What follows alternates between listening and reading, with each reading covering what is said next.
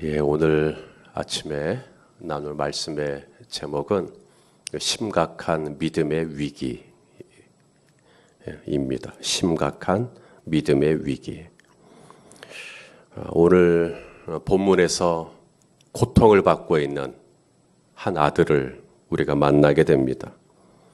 이 고통을 받고 있는 한 아들, 귀신에 들렸고 또 간질을 일으키고 있습니다. 불에 넘어지고 물에 넘어지고 이렇게 분별력이 없기 때문에 불에 넘어지면 화상을 입고 물에 넘어지면 익사를 당할 그런 위험이 있는데도 불에 넘어지고 물에 넘어지고 마가복음에 의하면 벙어리 귀신이라고 나오거든요. 똑같은 평행본문인데 말도 못하게 하는 귀신에 들려서 얼마나 이런 아들을 둔 이 아버지의 마음은 얼마나 속이 탔겠나 싶습니다. 이런 아들을 둔 이 아버지가 이제 너무나 간절한 마음으로 이제 예수님께 나아온 것이죠. 그런데 예수님이 안 계신 겁니다. 마침 예수님은 야고보와 요한 그리고 베드로와 함께 변화산에 올라가셨어요. 산 밑에는 나머지 9명의 제자들이 있었고, 그래서 이 아버지는 이 9명의 제자들에게 자신의 이 아픈 아들을, 귀신 들린 이 아들을 맡긴 겁니다. 좀 내 아들을 좀 고쳐주시오. 이게 가능한 일인가? 제자들에게 이 아들을 맡기는 게 가능한 일인가? 가능합니다. 왜냐하면 예수님은 일찍이 제자들에게 귀신을 쫓아내는 권능을 주셨기 때문입니다. 마태복음 10장 1절 말씀입니다. 마태복음 10장 1절 읽어보시죠. 예수께서 그의 12제자를 부르사 더러운 귀신을 쫓아내며 모든 병과 모든 약한 것을 고치는 권능을 주시니라. 12제자에게 이미 모든 귀신을 쫓아낼 수 있는 권능을 다 주셨어요. 자, 그러면 그 권능을 가진 이 12제자는 실제적으로 이 병을 고치고 또 귀신 들린 자를 고치는 능력을 행했을까요? 예, 행했습니다. 누가복음 9장 6절 말씀을 또 보겠습니다. 누가복음 9장 6절입니다. 시작. 제자들이 나가 각 마을에 두루 다니며 곳곳에 복음을 전하며 병을 고치니라. 귀신 들린 아들을 둔 이 아버지는 아무런 근거 없이 이 제자들에게 맡긴 게 아니었어요. 열매도 있었고 분명 제자들이 내 아들을 고칠 수 있을 거다. 나름 확신을 가지고 맡긴 겁니다. 그런데 어찌된 일인지 이 9명의 제자들이 다 달려들어도 이 귀신 들린 내 아들을 어떻게 해보지를 못하는 겁니다. 마침 산에서 예수님이 내려오셨어요. 이 모든 상황들을 다시 예수님께 설명을 해드렸어요. 그러자 예수님이 격양된 목소리로, 화가 난 목소리로 오늘 본문 17절에 이렇게 말씀을 하셨습니다. 자, 같이 읽겠습니다. 17절입니다. 오늘 본문 시작. 예수께서 대답하여 이르시되 믿음이 없고 패역한 세대여 내가 얼마나 너희와 함께 있으며 얼마나 너희에게 참으리요 그를 이리로 데려오라 하시니라. 자, 지금 귀신 들린 아들이 문제인 겁니다. 지금 이 아들이 고통을 받고 있어요. 이 아들이 귀신이 들려서 간질을 일으키고 발작을 일으키고 물에 넘어지고 불에 넘어지고 벙어리도 들려가지고 말도 못하고 아들이 엄청난 고통을 받고 있습니다. 이 아들의 이 고통, 그리고 그 아들 때문에 아버지가 고통을 받고 있고 한 가정이 고통을 받고 있어요. 이 아들의 고통, 이 가정의 고통, 그러면서 이 고통의 이 문제가 어떻게 된 건가, 이 문제를 어떻게 해결할 건가를 이야기하는데 예수님께서 믿음이 없고 패역한 세대를 꾸짖고 있습니다. 믿음이 없고 패역한 세대를 꾸짖고 있어요.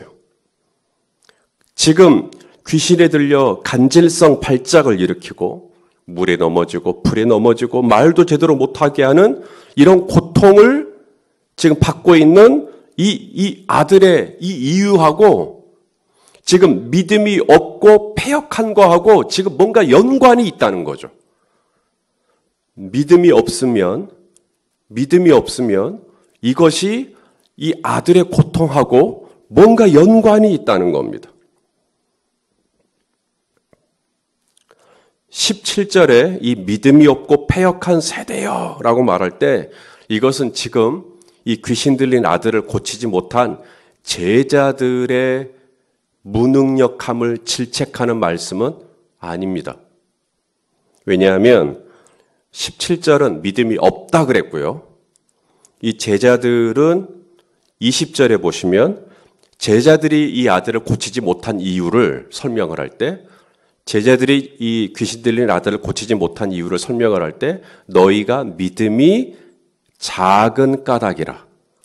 그렇죠? 너희가 믿음이 작은 까닭이라. 아까는 이 패역한 세대를 가리켜서 믿음이 없다 그랬고 제자들의 문제는 믿음이 없는 게 아니라 믿음이 뭐가 문제예요? 믿음이 작은 게 문제인 겁니다. 그러니까 둘 다 비슷해요. 비슷한 맥락입니다. 믿음이 작아진 것도 문제고 믿음이 없는 것도 문제고 제자들의 믿음이 작지만 않았다면 그리고 이 세대가 믿음이 없지 않았다면 이 아들의 문제는 해결될 수 있었어요. 이 아들은 더 이상 고통당하지 않을 수 있었어요.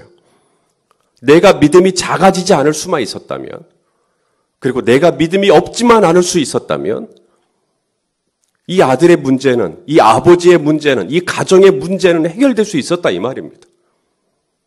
내가 믿음이 작아진 거죠. 그리고 내가 믿음이 없는 거죠.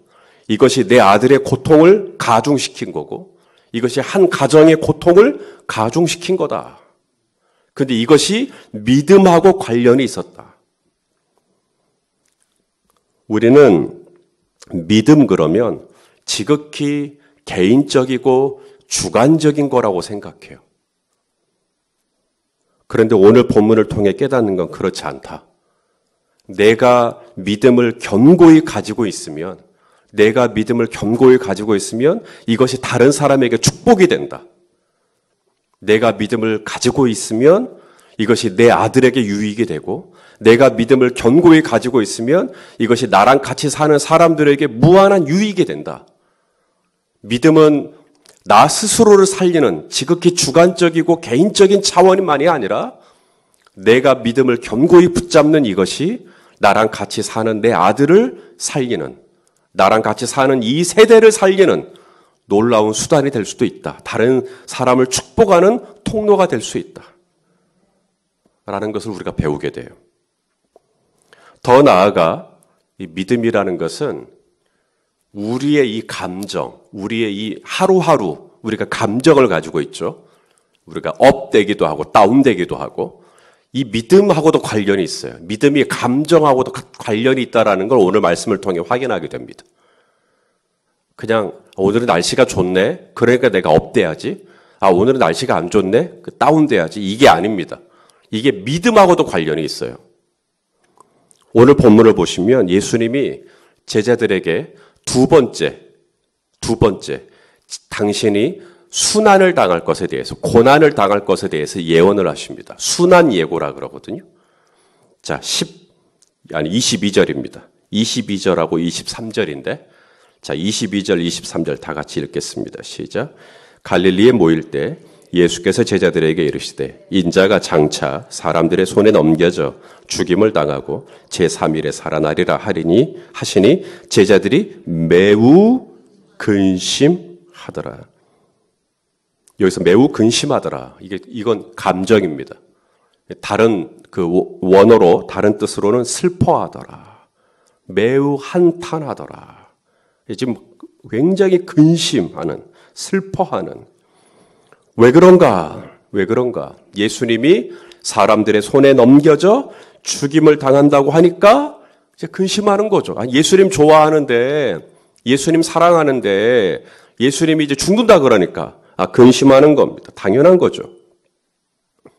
예수님은 이미 마태복음 16장에서 한번 당신이 이제 예루살렘에 올라가면 장로들과 대제사장들과 서기관들에게 고난을 당할 것을 한 번 하셨고, 오늘 17장에 한 번 더 두 번째 순환을 예고하신 거죠. 그런데 우리 예수님은 당신이 순환을 당할 것만, 고난을 당할 것만 예언하신 게 아니다. 사람들 손에 넘겨져 죽임도 당하지만 하나를 더 말씀하셨죠. 뭐도 말씀하셨어요? 제3일에 살아나리라. 부활도 분명히 언급하셨습니다. 오늘 본문에만 처음으로 제3일에 살아나리라 말씀하신 게 아니라 이전에도 분명 부활을 또 얘기하셨어요. 마태복음 16장 21절. 마태복음 16장 21절. 자, 읽어보시죠. 시작.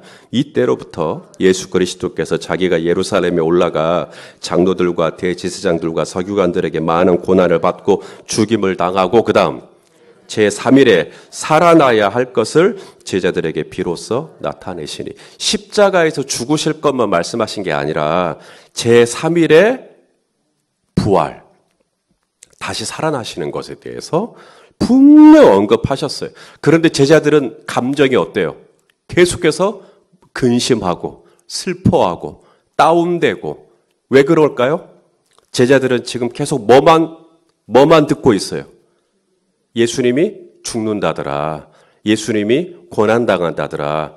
예수님이 사람들의 손에 넘겨진다더라. 요것만 듣고 있는 거죠. 믿음은 뭘까요? 믿음은 선택인 것 같아요. 내가 듣고 싶은 말만 듣고요. 내가 보고 싶은 것만 보는 거예요.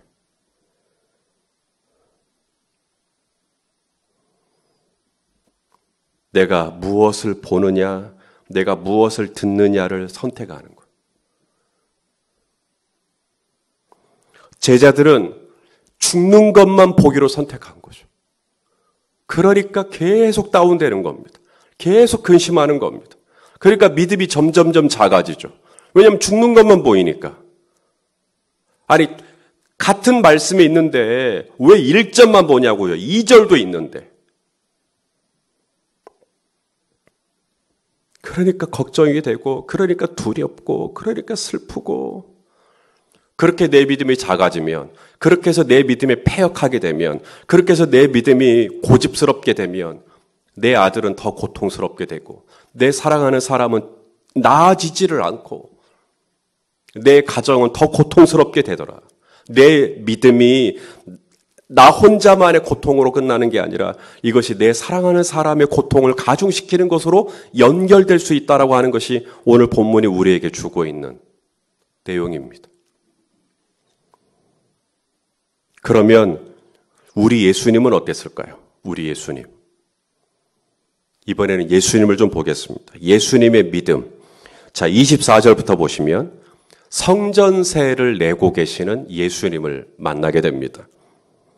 사람들이 베드로에게 물어요. 너희 선생은 반세겔을 내느냐? 여기서 이 반세겔이라는 것은 성전세를 의미하는 겁니다. 성전세가 반세겔이니까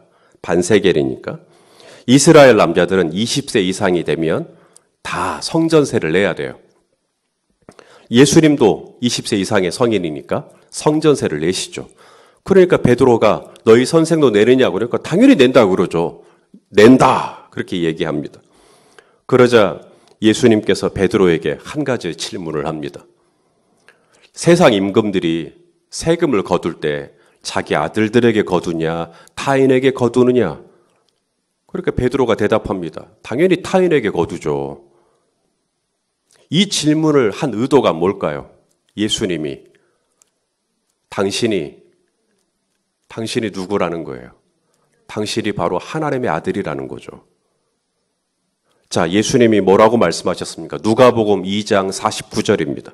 누가복음 2장 49절. 예수님이 성전에 남아있고 요셉과 마리아는 성전에 있는 줄 모르고 집으로 돌아가다가 하룻길쯤 가서 없어진 걸 아는 거예요. 그리고는 돌아왔을 때 성전에서 나중에 찾았을 때 왜 여기 있냐고, 왜 성전에 있냐고. 그랬을 때 예수님이 성전을 가리켜서 예수님이 이런 말씀을 했죠. 자, 누가복음 2장 49절 시작. 예수께서 이르시되 어찌하여 나를 찾으셨나이까? 내가 내 아버지 집에 있어야 될 줄을 알지 못하셨나이까? 성전을 가리켜 예수님 뭐라 그래요? 내 아버지 집. 성전이 우리 아버지 집, 내 아버지 집. 그러니까 예수님은 그 아버지 아들이잖아요. 그러니까 그 성전세를 예수님은 굳이 낼 필요가 없죠. 아들이니까 타인이 아니잖아요. 더 나아가 요한복음 2장 21절. 요한복음 2장 21절. 시작. 그러나 예수는 성전된 자기 육체를 가리켜 말씀하신 것이라. 성전이 곧 내 아버지요. 성전이 곧 자기 육체요. 그러니 예수님은 더더욱이나 성전세를 내실 필요가 없음에도 불구하고 오늘 예수님이 성전세를 내십니다. 제자들에게, 베드로에게 성전세를 내라 그래요. 자, 성전세를 내라고 하는 이유가 있어요. 이 이유가 중요합니다. 자, 27절 말씀, 오늘 본문이 끝나는 27절 읽어보시죠. 시작. 그러나 우리가 그들이 실족하지 않게 하기 위하여 내가 바다에 가서 낚시를 던져 먼저 오르는 고기를 가져 입을 열면 돈 한 세켈을 얻을 것이니 가져다가 나와 너를 위하여 주라 하시니라. 예수님은 성전세를 내실 필요가 분명 없는 분이십니다. 왜냐하면 하나님의 아들이시니까. 성전이시니까. 당신 자신이. 그런데도 성전세를 내십니까? 안 내십니까? 내십니다. 이유는요. 사람들로 하여금 실족하지 않게 하기 위하여. 이것이 우리 예수님의 믿음이에요. 예수님은 살아계신 하나님의 아들이시며 예수님은 성전 그 자체이십니다. 예수님은 반세겔이라고 하는 성전세를 내는 순간 예수님이 하나님의 아들이신 것이 부인된다던가 성전이신 당신 육체가 성전인 자체가 부인된다던가 당신이 성전세를 내버리면 당신이 하나님의 아들이 안 돼버린다던가 당신이 성전세를 내는 것이 당신이 성전이신 것이 거짓말이 되는 것이 아니라는 것. 그것이 당신이 곧 성전이라고 하는 것이 무너지는 것이 된다. 그것이 아무런 영향을 미치지 못한다. 내가 반세계를 내는 것하고 내가 하나님의 아들인 것, 이 관계하고는 아무런 상관이 없다. 내가 성전세를 내는 것하고 성전이 나인 것하고 아무런 관계가 없다. 내가 반세계를 내도 나는 여전히 하나님의 아들이요. 내가 반세계를 내도 여전히 성전은 내 육체요.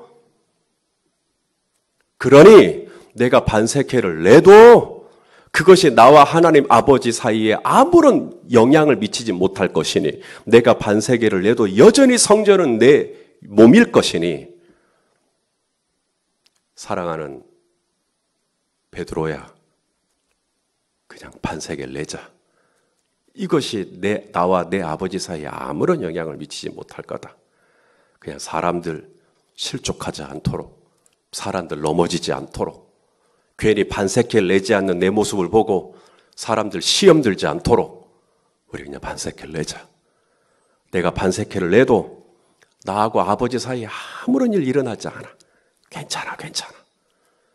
우리 예수님이 이런 믿음을 가져주셨기에 사람들이 실족하지 않게 된 거고 예수님이 이 믿음을 갖게 되셨기에 수많은 사람들이 넘어지지 않게 된 거고 예수님의 이 믿음 때문에 많은 사람들은 예수님의 모습을 보고 걸려 넘어지거나 시험에 들거나 하지 않게 된 거고 그러니까 이 예수님의 믿음이 예수님 한 사람만 살리는 믿음이 아니라 수많은 사람을 살리는 믿음이 된 거고 그런데 제자들의 믿음은 믿음이 작아지니까 한 아들을 고통에 이르게 하고, 믿음이 없어지니까 이것이 세대가 패역하게 되고, 이 세대가 패역하게 되니까 한 아들이 고통을 받고, 한 아버지가 고통을 받고, 한 가정이 고통을 받고, 내 믿음이 작아지거나 내 믿음이 없는 것이 그냥 나 한 사람의 문제가 아닌가? No. 내 믿음이 작아지고 내 믿음이 패역한 것이 그냥 나 한 사람의 그럭저럭한 문제가 절대 아니라, 이것은 내가 정말 너무나 사랑하는 사람을 고통스럽게 하는 것이 될 수 있다.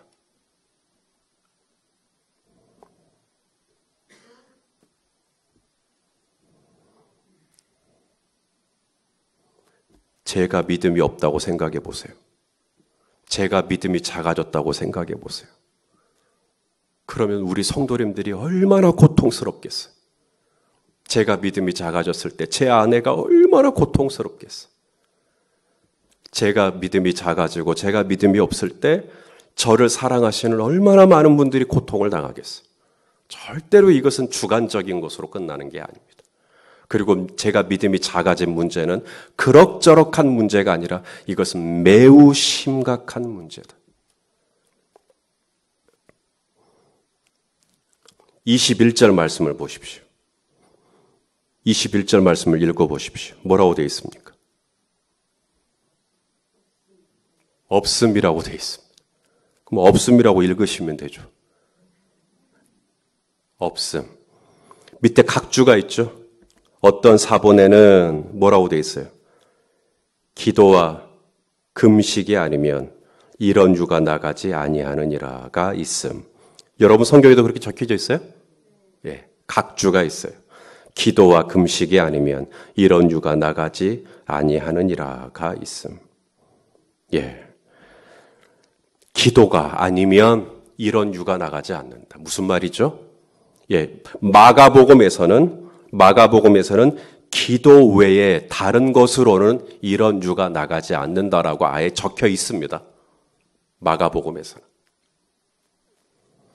오늘도 새벽에 우리 성도님들이 나오신 이유가 뭐죠? 더 주무실 수 있잖아요. 그런데도 이 새벽에 나오신 이유, 기도하고 내 믿음, 이 믿음, 연관이 있기 때문에, 상관이 있기 때문에. 내가 오늘 이 새벽에 나와 기도하지 않고는 내가 오늘 이 하루 이 믿음을 유지하는 데 있어서 이 기도하고 믿음하고 아무 상관이 없다면 그냥 나도 자죠 그냥. 근데 깨어서 일어나서 기도를 한단 말이죠. 왜요? 기도를 해야 이 패역한 세대 안에서 이 믿음을 붙잡을 수 있는, 기도와 금식 외에는 이 믿음을 붙잡을 수 있는 길이 없어요. 이것 말고는, 기도 외에는 이 믿음이 지탱될 수 있게 해줄 수 있는 다른 동력이 없다 이 말입니다. 그렇기에 오늘도 새벽을 깨워 주님 앞에 나와 또 기도하고 그렇게 해서 내 믿음을 붙잡아야, 내 믿음을 세워야 사람들을 실족하지 않게 할 수 있어요. 내 아들을 넘어지지 않게 할 수 있어요. 그렇게 내가 또 내 믿음을 붙잡아야 내 아내를 실족하게 하지 않을 수가 있어요. 그렇게 해서 내 믿음을 또 붙잡아야 우리 성도님들을 실족하지 않게 할 수 있어요. 그렇게 해서 내 믿음을 또 붙잡아야 오늘도 내 사랑하는 사람들이 넘어지지 않을 수 있게 할 수 있다 이 말입니다. 그렇게 해서 내 믿음을 또 붙잡아야 또 오늘도 내 사랑하는 사람들을 세워줄 수가 있다 이 말입니다. 그렇기에 우리는 또 오늘 이 새벽에 또 깨워 또 이 기도의 자리에 나온 줄로 믿습니다. 기도하고 믿음은 상관관계가 있어요. 그래서 오늘도 기도의 자리에 나오신 거죠. 오늘도 기도하고, 그래서 믿음 딱 붙잡고, 그래서 나 혼자 오늘 믿음 잘 지켜서 끝나는 게 아니라 우리 성도님들이 오늘 믿음을 잘 지키면 이것이 우리 성도님들이 사랑하는 사람들에게 무한한 유익과 축복이 된다는 사실을 기억하고 오늘도 사랑하는 사람들에게 축복의 복이 되는 은혜가 되시기를 예수님의 이름으로 축원합니다.